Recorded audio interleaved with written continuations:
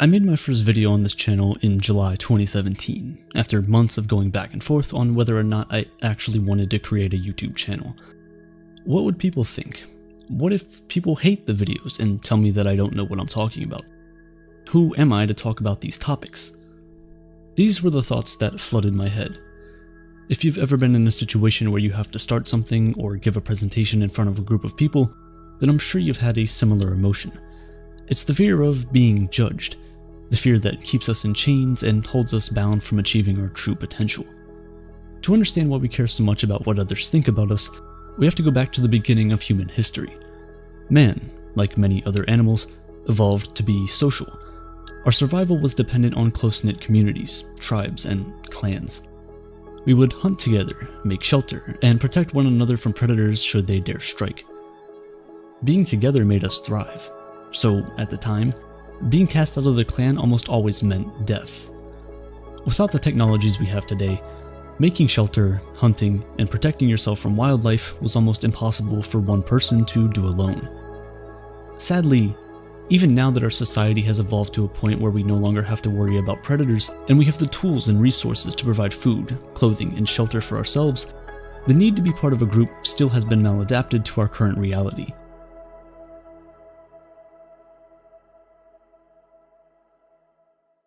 Then we were scared of being left out in the cold. Today we're scared of getting cancelled on Twitter because of something we said, or getting insulted for repeating clothes on Instagram, or getting hate comments on your YouTube video of people telling you your voice is becoming redundant and boring.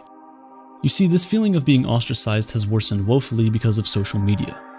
By creating likes and dislikes, we brought to light this need to feel validated and seen. In an instant, you can see just how many people support you, and that number can be addicting. It gets to the point where we stop saying what we really want to say, and instead start saying the things we know will get us the most likes. Before you know it, you're posting certain thoughts, photos, and writing specific statements to get that attention and validation from others. How many times have you seen your favorite influencers and creators online suddenly sell out, where it feels like they're no longer authentic, only doing or saying the things they know will please the algorithm? I made a video about Unit 731 and the despicable things the Japanese government did in the Second World War. However, because it was not advertiser-friendly content, according to YouTube, the video didn't perform extremely well, and that's fine. This is the kind of ostracization and social conditioning that makes people fall in line and stop saying anything that might offend the people with money. It's like they tell you there's freedom of speech, but only when your microphone is turned off. Growing up, I always felt different. Of course, I had friends and wanted to be part of the social group, but I had questions about the universe that people just didn't like to discuss. Who wants to talk about death and the afterlife on the school playground, after all? Because of that, I felt different from everyone else, like a piece of a puzzle, but from another set. And so I grew up worried that everyone would look at me as weird and different. So I tried my best to hide my existential dread to fit in like everyone else. If you're watching this video right now, there's a high chance that you were also once a kid like me who was so worried about being disliked that you shield the real you just so you wouldn't be thought of as different. If you're still in that position, listen. Stop caring so much about what other people think and start living your life authentically. Yes, caring what others think is healthy. However, it becomes hurtful when we try to change ourselves just to be liked by others.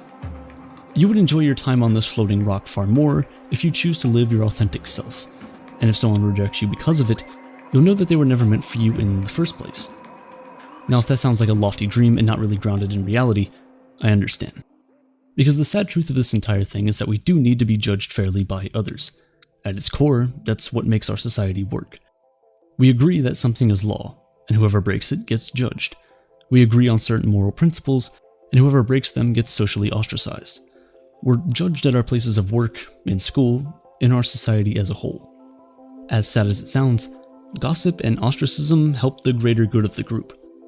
In 2014, Stanford professor Rob Willer led a study that explored the relation of gossip and ostracism to the harmony and functionality of experimental groups.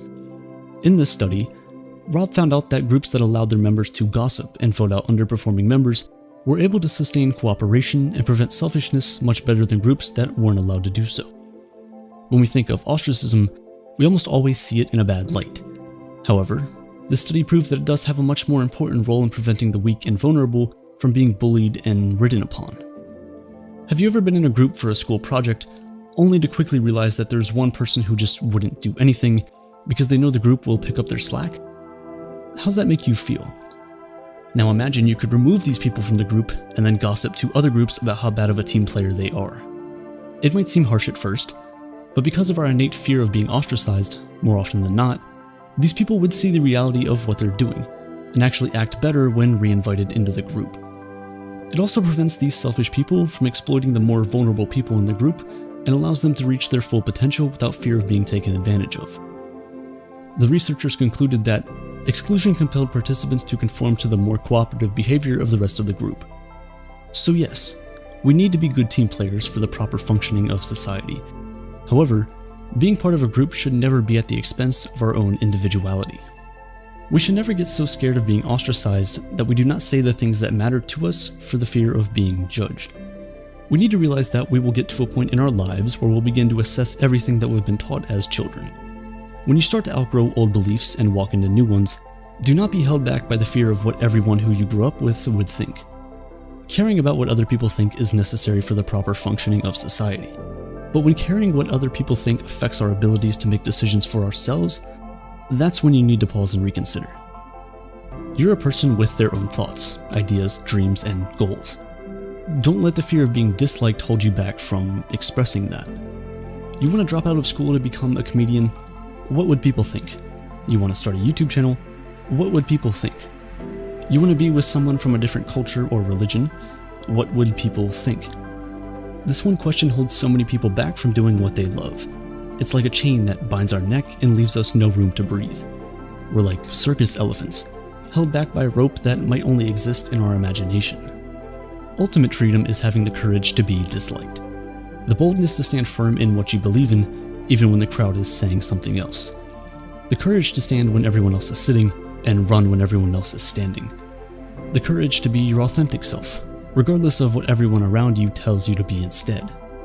Developing the courage to be disliked is not easy. Remember that it's in our nature to care what other people think, so to stray from that even minutely would mean going against our very own biology, and that's never very easy. But the good news is that we can actually do it. The first and most important thing to realize is that everyone, just like you, is worried about their own insecurities. When we go out into the world, we're often so consumed with our own insecurities that we feel like everyone else is thinking about us and condemning us. But the reality is, more often than not, just like you, people are so worried about themselves that they aren't really thinking about anyone else. And when they do speak out against us, they're often projecting their insecurities on us, trying to bring us down to feel better about themselves. Don't let them do that. The difference between ostracization in early humans and what we have today is that with the early humans, it was only your closest relatives and members of your clan that could cast you out. However, today, because of social media, anyone and everyone can have an opinion about us. Share that opinion, and we're forced to take notice of it. The problem with this is that we're taking criticism from people we wouldn't take advice from. Think about it. If you wouldn't let this stranger into your house for fear of invading your privacy, why would you let them into your head, the most private place of all? Sometimes the people judging you and not letting you live your true potential aren't strangers. They're childhood friends and relatives. When that's the case, we need to remind ourselves that the consequences of living outside the group is not as sinister as it used to be. You have the tools and resources to thrive away from your primary group. And in fact, you can find another group to join, one that would accept you for who you are, and not try to force you into being something you're not. I know I've said some negative things about social media in this video and many others, but there are some positives as well. In this scenario where you no longer feel part of the group you were born into or grew up in, the internet offers you a community of people who are willing to accept you from all over the world. You just have to take the time to find them.